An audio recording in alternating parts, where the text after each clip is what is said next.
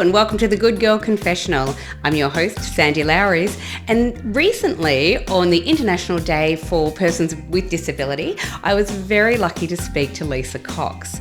Lisa is an award-winning media professional, author, public speaker who is actively changing the way disability is represented in mainstream popular culture, like the media, the fashion industry, and more.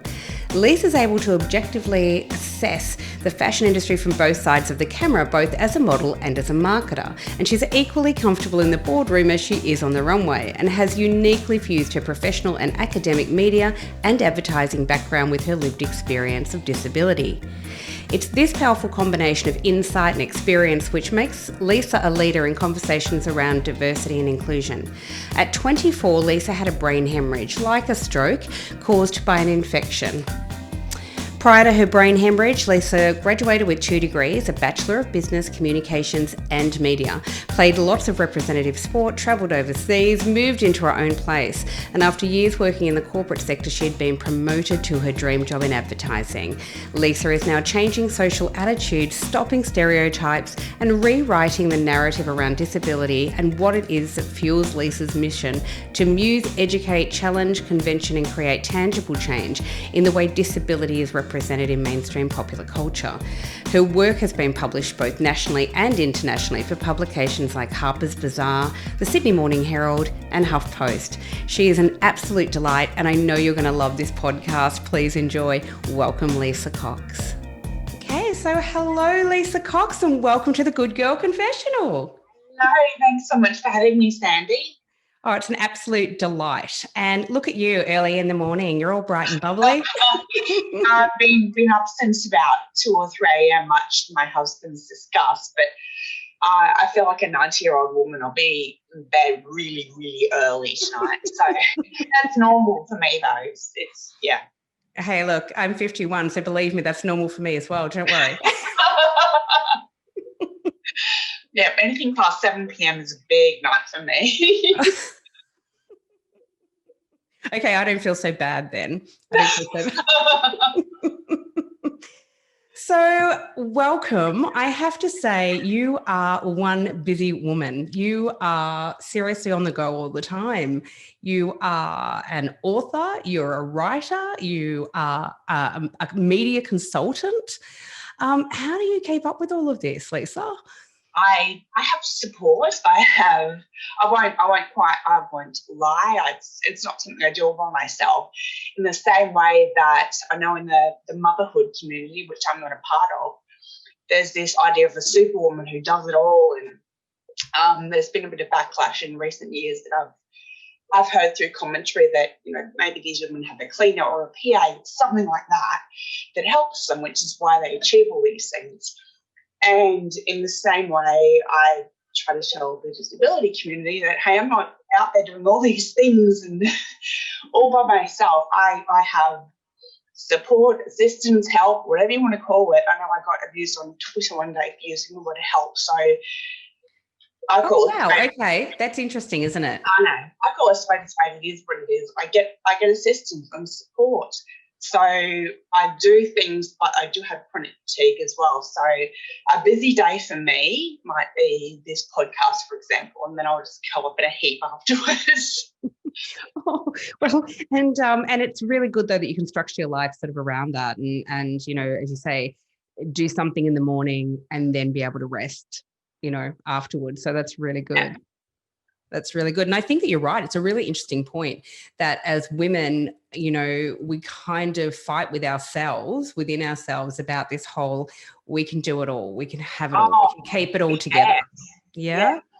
A load of rubbish. And yeah, I know for mothers, it's well, I'm not a parent, but I do hear it's a bit like that, the woman doing it all and raising kids and running households and go back to work full time. And similarly, in the disability community, you can't for different reasons, and some of us do have support with that. Yeah, and that's a good thing. I think it's great. I think, you know, all power to it. You know, I raised 3 children, work full time. My kids are much older now and you know, independent. But you're right. There is this kind of constant pressure of trying to do it all on our own. It doesn't work. It just I tried and fell in a heap. It does not. No, it doesn't work. And I was a single parent, so I always do a big shout out to any single parent out there, because it's a hard, it's a lot to carry. But I will say that I couldn't have done all of that either without support from friends and family. So I don't think any of us can sort of fully go it alone and then think we can just get everything done. Doesn't work. No, and if we do and are honest about it, then that's doing a disservice to all the other women out there who are comparing themselves and wondering why they can't and somebody else can. Yeah, that's true.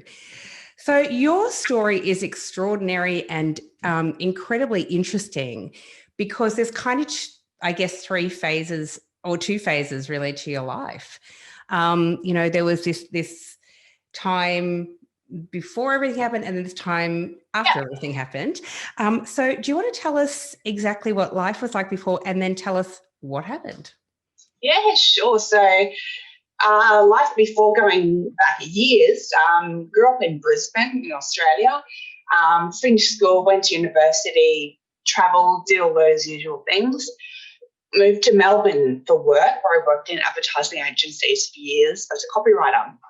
Loved my job, getting to write for clients and be a bit creative, and thought it was just the best. But I was at Melbourne Airport one morning and had a stroke or a brain hemorrhage. So I was 24 years old, went into a coma for 3 weeks. I was on life support for 2 months and in hospital for a year after that. During that first year, my left leg, all of my toes and 9 of my fingertips were amputated. I've still got this left thumb. I've since had heart surgery twice and total hip replacement. So they're all the disabilities you do see, but they're not the biggest challenges in my life. It's all the invisible ones that people don't see, like the chronic fatigue, and I have amnesia as well, so I don't remember collapsing at the airport. And I'll probably forget a question through an interview once or twice, so excuse me in advance.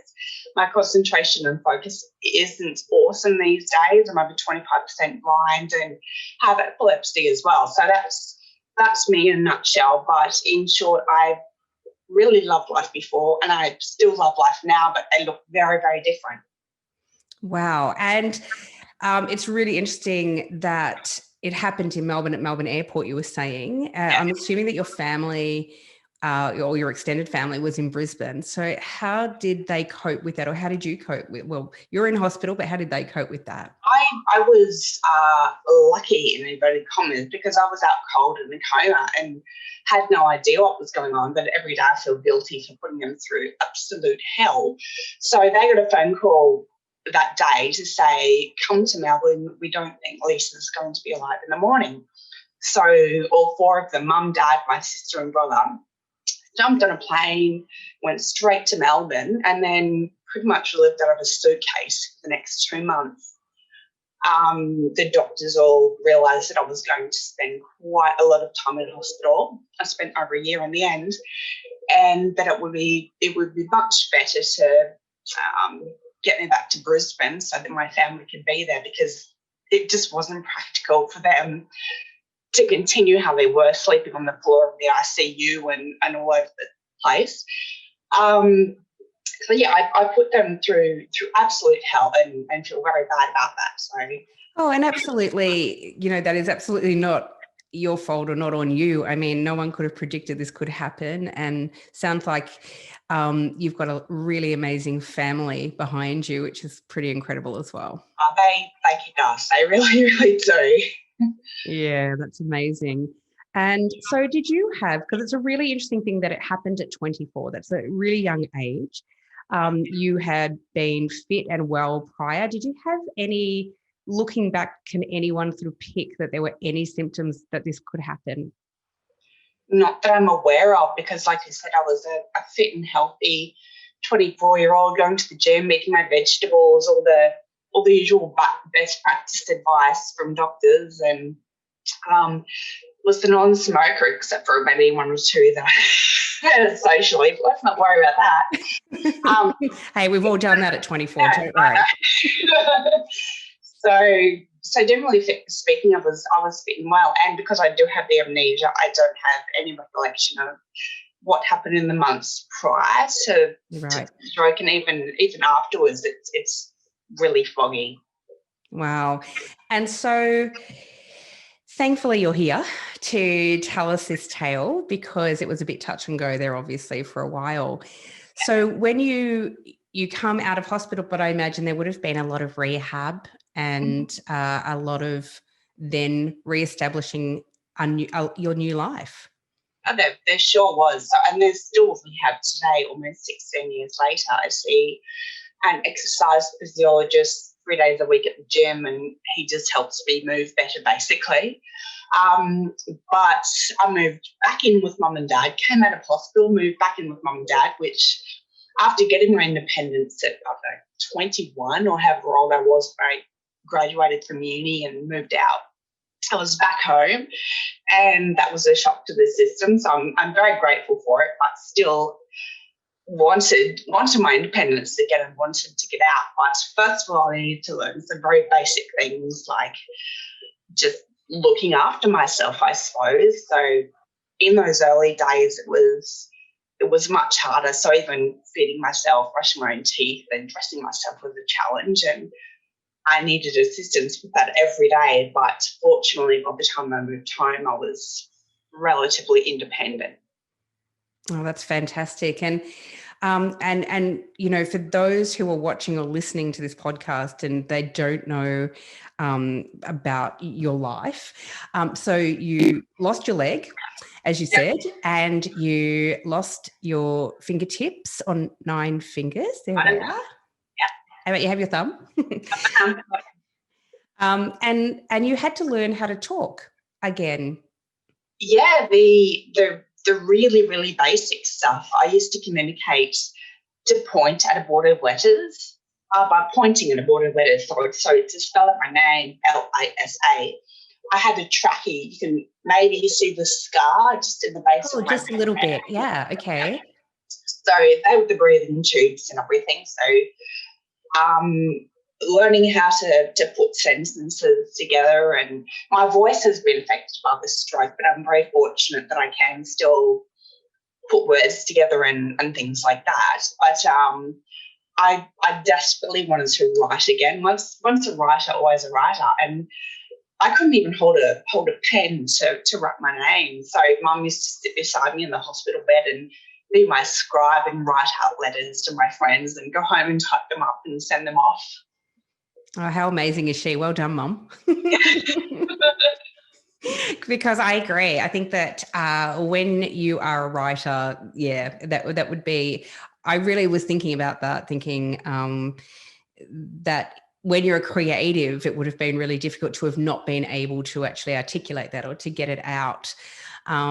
But since then you have gone on to do extraordinary things, because not only have you written 2 books, but you are also an incredible keynote speaker.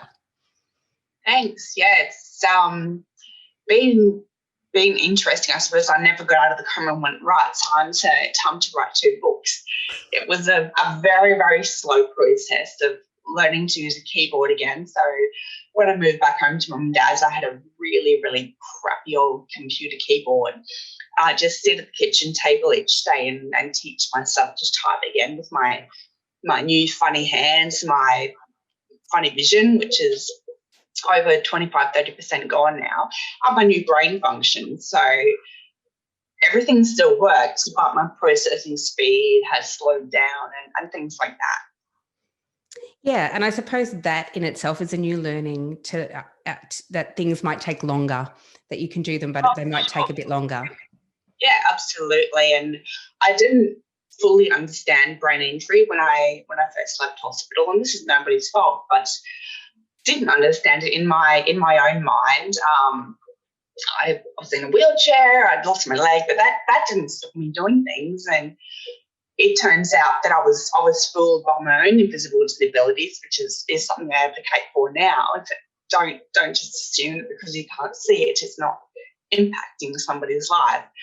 Because it fooled me at the very beginning. I thought, well, there's no reason why I can't have a full day and a full life and all of these sorts of things. And beat myself up a bit because I was just falling asleep at the table and getting really exhausted after an hour. And I thought, what's going on? And then I got to understand brain injury a bit better and chronic fatigue and thought, oh, okay, this is actually a normal thing, and so am I. So it made me feel a little bit better.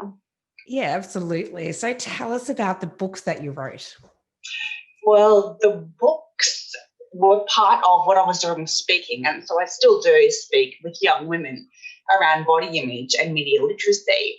So, for example, when I was 17, I'd look in Dolly or Girlfriend magazine and think, why does everyone look like that? They have such clear skin. Damn it, I'm not drinking enough water. What's wrong with mine? Or whatever. But then I started working in advertising and media and realised that no, there's this great thing called Photoshop and all this other software out there now, and it really wasn't like that at all. I mean, these days the Instagram and filters and all sorts of other things as well. But I wish someone had told me that when I was 17. So I wanted to tell young women what I knew given my media experience. And also my body now looks very, very different. So I've got scars everywhere, missing pieces, but in a non-egotistical and narcissistic way. I freaking love it because of what it can do. And I'm not trying to sound like a Kardashian, but I bloody love it. And I want other young women to feel the same appreciation for themselves, so younger women, older women as well, for themselves because of what their bodies can do rather than what they necessarily look like in a bikini or something. I love that. And that's one of the things I love most about you, and why I was so excited to have you on the podcast, because you are all about body positivity. And I love that anyone, and I will put up all the links, by the way, to all of your social media and your website, but anybody who follows your Instagram page or your Facebook page is really seeing real life, but they're actually seeing you. And I as you are, your authentic self. And I really love that. Thank you very much. Thanks. I appreciate that. It's, try not to, I don't know, edit things too much or anything like that. And there's so much of that out there already that, I wanted to, I suppose, present a different side, and not only for women of all abilities, but around disability as well, because we generally in society are presented with very narrow stereotypes of what a life with disabilities looks like. And I didn't feel I fell into either category and didn't really want to be pigeonholed into anything. So I thought, well, screw this. I'll start showing another version or another side of what life with disability can potentially look like, just to, I suppose, add a bit of variety amongst what was already there. And I feel really honoured because today is actually National Disability Day in Australia. It is, yeah. And here I am having this wonderful conversation with you, Lisa, because you're an extraordinary advocate, as you say, for non-disabled women, but absolutely for the disability community in general. And I feel very honoured that you're here sharing your story today. Thank you very much. Yes, I thought it was a bit of a coincidence that we'd organised today for a chat. So it really was, because I didn't actually realise I hadn't had it in my calendar. What? Today's the day, but it should be 365 days a year that absolutely we celebrate disability and look for not only the bad stuff that needs to change, but honouring and celebrating what has changed and what's going right. Absolutely. I recently had the lovely Tara Moss here in the Confessional, who was talking exactly about that, because she's very much about really changing the narrative around mobility aids, because she uses them, a cane and a rollator. I call them a wheelie walker, but she calls them a rollator. But I all of that stuff. and of course her wheelchair. And so that's really exciting. And I think it is about that kind of making it more visible, putting it out into the world and normalizing these things, because for too long they've kind of not been represented. really in the media. Absolutely right. And if they are represented, it's like I said before, they're very, very narrow stereotypes of somebody or something to be pitied and looked upon with tons of sympathy, or unless you're an incredible Paralympian, and there were some great people out there, no disrespect, but it was sort of one or the other. And I didn't fall into either category. So what about the people out there who are buying groceries, taking the kids to school and cleaning the house and just doing all the normal things, getting on with life like a lot of us are? There's nothing that amazing about it, I suppose. But I think that's the thing. I mean, you know, I think I've had Carly Finlay on this podcast as well, and Carly's a good friend, but she often talks about inspiration porn, which is the terminology, about feeling inspired by someone just because they get out of bed in the morning rather than the things they're actually doing, you know. Yeah. So I spoke, I was speaking to someone about this recently, and inspiration porn is certainly something I'm aware of. And Sally Young, who coined the phrase, made a really good point in her TED talk.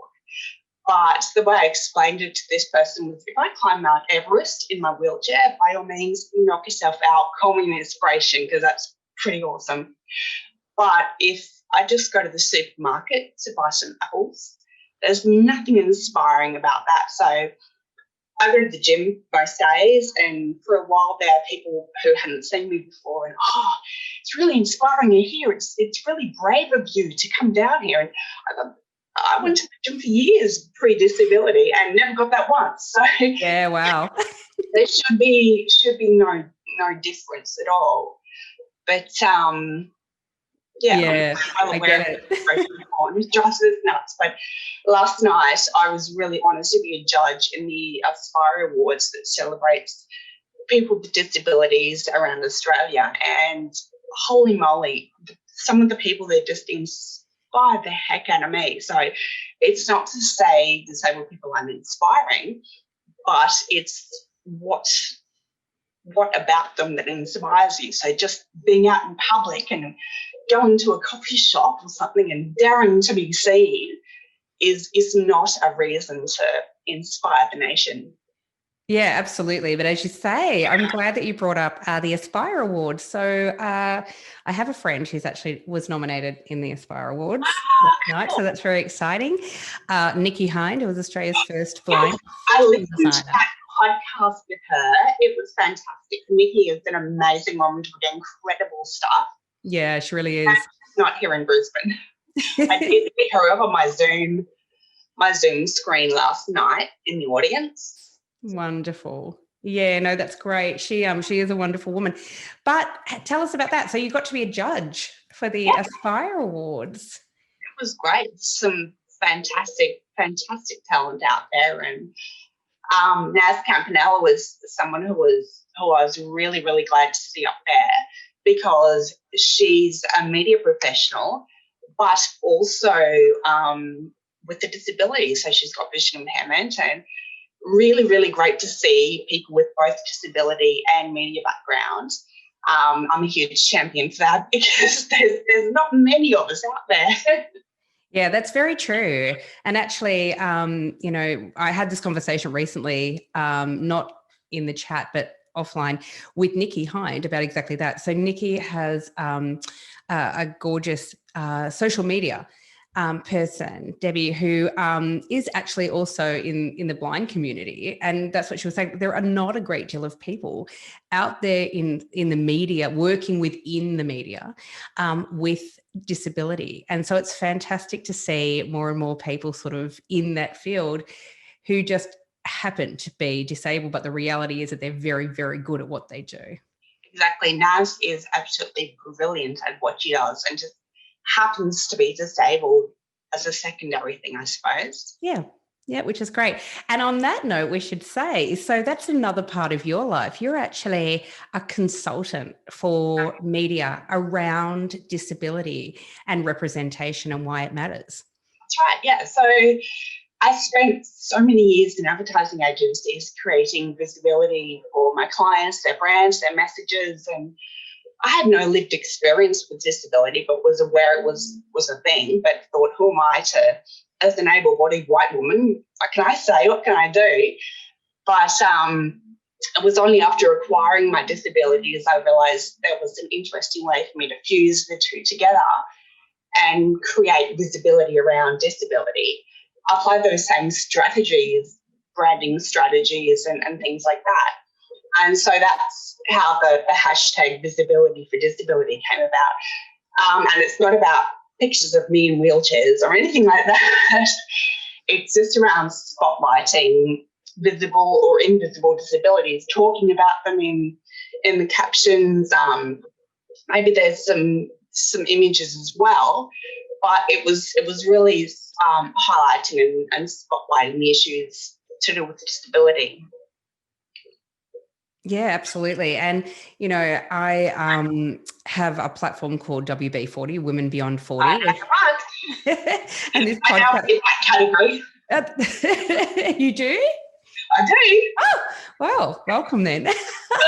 Welcome to that community. No, we welcome all women to that community, but Women Beyond 40, because we're about to launch we have a website, obviously, with free content, but we're about to launch our first magazine this month, which is so exciting. But part of that was me sort of talking to different people.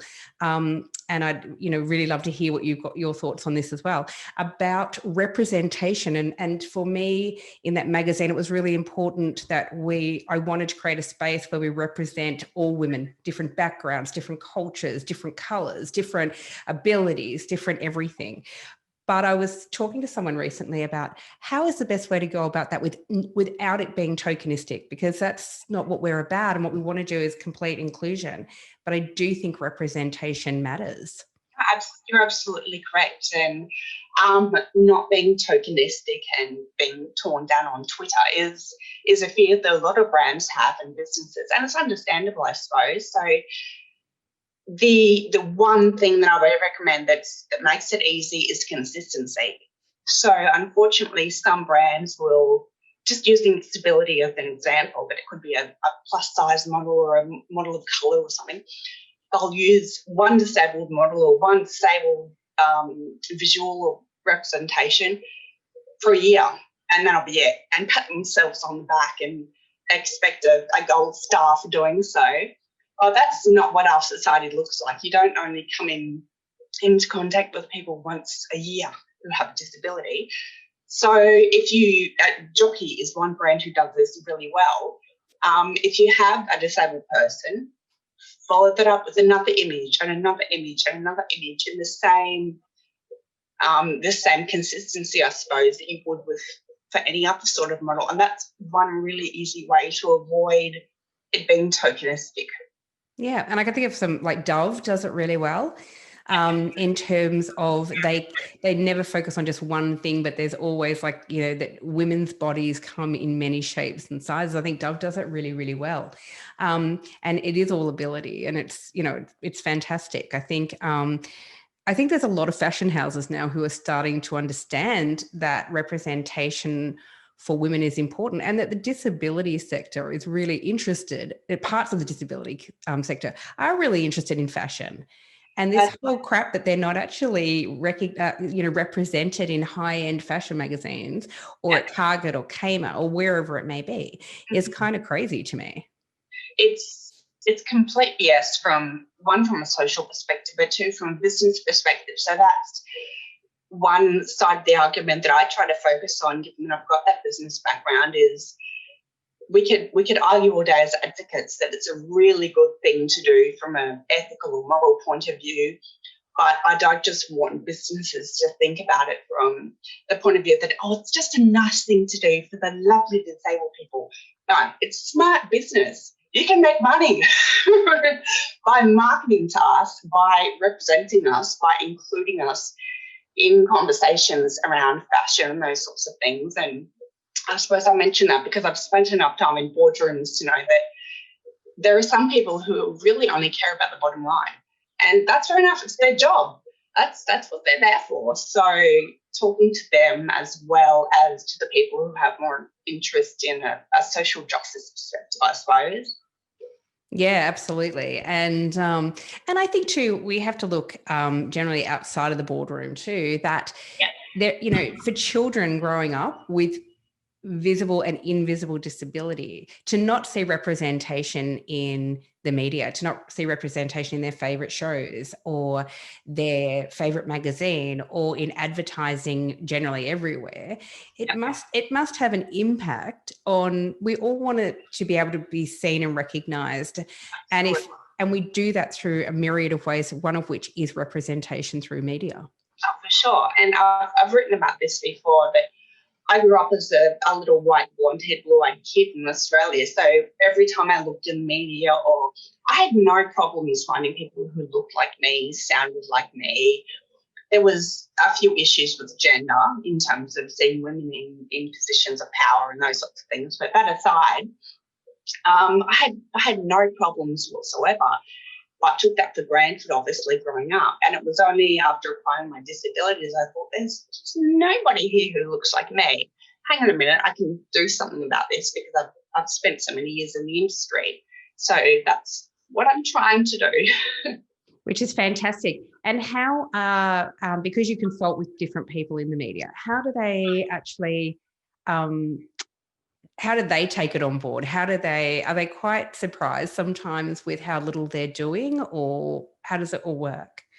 They are a bit surprised. They're surprised by how little they're doing, but also how easy it is because representation isn't rocket science. And I've said before that people don't usually go out of their way to be arseholes.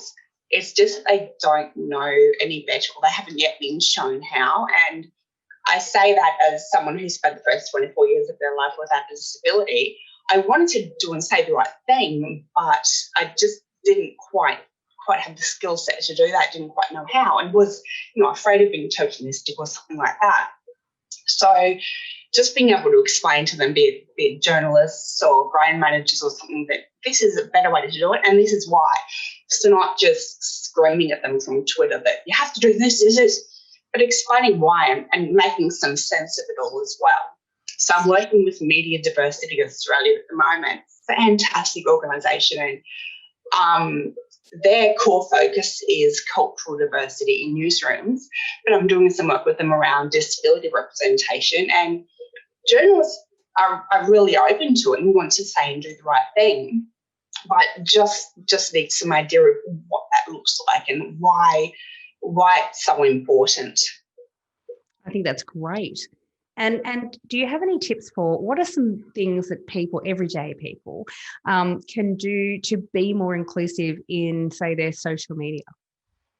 In their social media, okay, if you're posting to Instagram, just for example, use the alt text, and it's just before you post, it's in the advanced settings down the bottom. And it means that people who are visually impaired, low vision, blind, have screen reading software. So all you do is type advanced settings. It will say adult text, and you just add a really brief description of what the image is about. So this image is of a blonde girl sitting in a wheelchair, smiling, wearing a pink top, or something like that. And that's all you have to do. And it's hidden from your caption, and it's not included in the word count, which is fantastic for people like me who have massive captions. I'm always short on words, but it means that more people can access your content and their version of see what your content is all about. So that would certainly be one. That's fantastic. And one of the things that I know that I've started doing, because, I think like everyone else, we continue to keep learning. But one of the things I'm trying to do all the time is when I put up videos of myself talking, that there's captions underneath.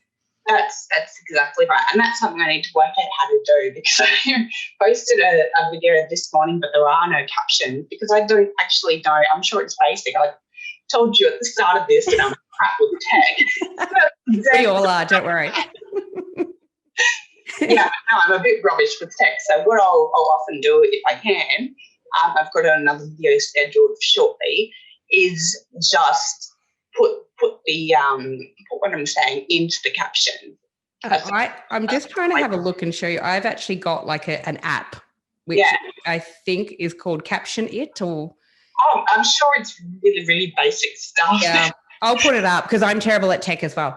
But but I basically talk through that, and it actually does the captions for you. It doesn't always get it 100% right. So I think it depends on your accent or how you speak, or if you speak slowly or too quick, but it gets it generally right. Cool. Okay. Can you edit afterwards? No. Well, so I don't know if you can or not, I'll be honest. But I know that I've kind of stuffed it up, and then I've had to just go back and redo it and then post the clip. The only downfall for it, and I'm trying to find another one, is that it does only go for a minute. So if you want to do longer than a minute, I'm not really sure how to do that. But yeah, it's interesting. Shit with tech. Terrible with tech. But if we do find out, I will post on this as well, and we'll put up some apps, and if anybody else knows and they can recommend, they can put it in the comments once I post this. Which would be fantastic. And so I love that you are a speaker as well. So what sort of, when you've been able to be up there as a keynote speaker, what sort of gigs do you tend to do? It's a bit of a mixed bag. So I'll be at a medical conference talking about something in that sector, because doctors and nurses are really, really great people. But it was only recently they had a light bulb moment that, you know what, we actually need patients or people with lived experience to add some context to all of this medical speak. So I've been doing work in that area. But then the next hour we speak to teenage girls about body image and anxiety or mental health, and then another day I might be on my soapbox ranting and raving about visibility for disability and why it's so bloody important from a social perspective and for business. And it's a bit of all, but I love them. That's fantastic. And I think because of your truth and your authenticity, you have built an extraordinary following of people across all of your social media platforms, which is brilliant, because what you're doing, I guess, is, you're using your platform for good and shining a light on body positivity, and especially for younger women. I think that's really, really important. Yeah. Definitely for younger women. And just going back to your comments before about body positivity, excuse me. That's all right. And around fashion and diversity and things like that as well. The fashion industry has been great in evolving around diversity, but that's largely been around things like skin colour and size, both of which are incredibly important, don't get me wrong. But disability has still been left out of that conversation because it's what I've called the far less palatable form of diversity. So brands or businesses or labels look to be diverse and maybe throw in one or two models of colour or a larger size or something like that. And I first became aware of that several years ago when I was asked to interview designers on a red carpet for a runway show, and all of the designers sat down to be interviewed and puffed out their chests and were very proud of themselves and, our collections are so diverse. And I was like, great, can't wait to see this. And then it was just, as I've explained before, a few models of colour, a few plus size models, all important, all great to see. But disability was just left out of the conversation. And I see a lot of this in magazines as well, where they'll pat themselves on the back for perhaps having a model of colour or someone a little bit larger. But hell no, we're not doing disability. That's taken it just a bit too far. Yeah. I'm also working with some really great people to try and look at that and change that as well. I know that there was a post that went viral not long ago about, I think it was Target, who had, they put up their posters around the store, but it was part of an advertising campaign. And in the children's section, they had the kids wearing the clothes. And there were these gorgeous kids who happened to have disabilities of different kinds, who were wearing the clothes. And there was this beautiful post that someone put up, and it went viral, of a little boy in a wheelchair who was staring at this poster with such awe of, oh wow, there's someone like me, and it went viral, and I thought it was so beautiful and a job well done by Target, because they didn't make a big fuss of it. It just was. There was lots of kids with different, abilities, and I thought that was fantastic. Yeah, well, brands don't have to make a big fuss of things like that, because we as social media users will do it for them. I always shout out to brands and promote people who are doing it really well. I saw something yesterday with chapsticks, doing a promotion with a social media influencer who happened to be disabled as well. I thought, this is great. We wouldn't have seen this 10 years ago. So awesome. Yeah, it's amazing. And I did see this week, I follow Michelle Roger, who's Yes. fabulous, who happens to be in a wheelchair. And she does these amazing, takes photos of herself, and she's very into fashion. She creates kind of fashion shoots for herself. But she actually was talking out about how, this week, I guess because disability is highlighted today, especially, how little representation is happening still in the media, but especially in fashion. That's exactly right. Advertising, fashion, all the popular culture, I suppose, is the way I sort of combine them all when I'm speaking, is to say representation in mainstream popular culture, be it fashion, media, advertising, marketing, or something else like that, is a bit rubbish right now. But instead of jumping on Twitter and just abusing people for doing things wrong, I'm solutions focused and want to collaborate with brands and businesses to solve the problem instead of just abusing those who are doing it the wrong way. So that's something Media Diversity Australia have done really well. Do you know the Walkley Awards? Yes, I do. Yeah. So for your audience, they're sort of the Oscars of journalism. Of journalism, yeah.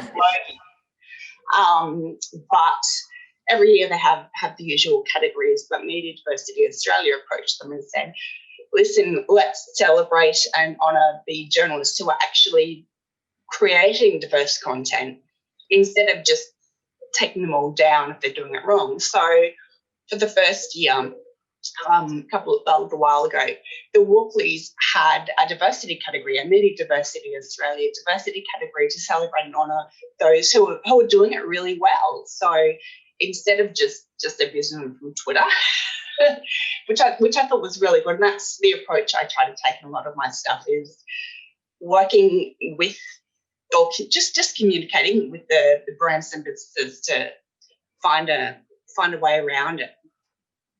Yeah, no, I think that is fantastic. And in doing that, like having a huge awards, like as you say, the Walkley Awards, and encouraging that surely has to encourage other journalists to sort of take it more seriously, have a look at it. Right. It just puts it on the radar, really. Yeah. And I've flown myself to Sydney before to have conversations with some advertising people about doing something very similar, and the response I got was, "Oh no, we can't do that. There's no disabled people in advertising." I'm like, well, that's the whole fucking point. Exactly right. That's why I'm saying it right now, but it's still on my to-do list. I'm still chipping away at it. Yeah. And if today, National Disability Day in Australia, if you could give any message to everyone listening out there, what would it be? Oh, so many. Well, you got a free platform, go. Gosh, I suppose if I'm speaking to brands and businesses, understand that the disability dollar is worth your time and your investment, and you'll definitely reap the benefits of that financially. Speaking to disabled people, don't underestimate what the hell you can do just because society tells you that X, Y, and Z isn't possible because of your perceived limitations or whatever it may be. Where I'm not going to speak for everybody with a disability. It drives me nuts when I see other people try and do that. So we all have our own strengths and weaknesses, but it's just a matter of working with your strengths, and yeah, maybe the weaknesses aren't necessarily going to go away. My leg's not going to grow back, but you work around it. Absolutely. And, I suppose, one of the big messaging is, and the theme of this year is that it should be 365 days a year where disability is embraced, accepted, is represented, and it shouldn't just be one day a year. It shouldn't be. It shouldn't be not just for that, but it shouldn't be a big deal when I've done a few fashion shows, for example, and oh my God, she's on a runway in a wheelchair. I'm like, I've told them, I've said in media interviews, it shouldn't be a big deal. You're not doing this to any of the other models or whoever you're speaking to. It really shouldn't be a big deal. But I do understand that right now we're kind of at that point where it is a big deal because it's not Sure. really that much. And I think there is a long way to go, but I imagine, I remember when they first started using plus size models, if I had seen that when I was growing up, because I'm a curvy girl, that would have made all the difference, I think, to being able to embrace myself at a much younger age.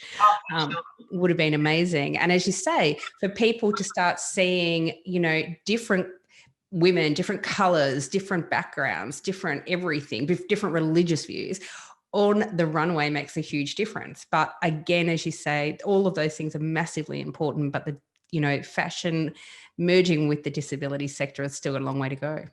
It does, yeah. Well, we're working on it. I'm sure you are, which is fantastic. So I am so honoured today to have you here, and thank you so much for being so generous with your time, because as I say, I know you're a very busy woman.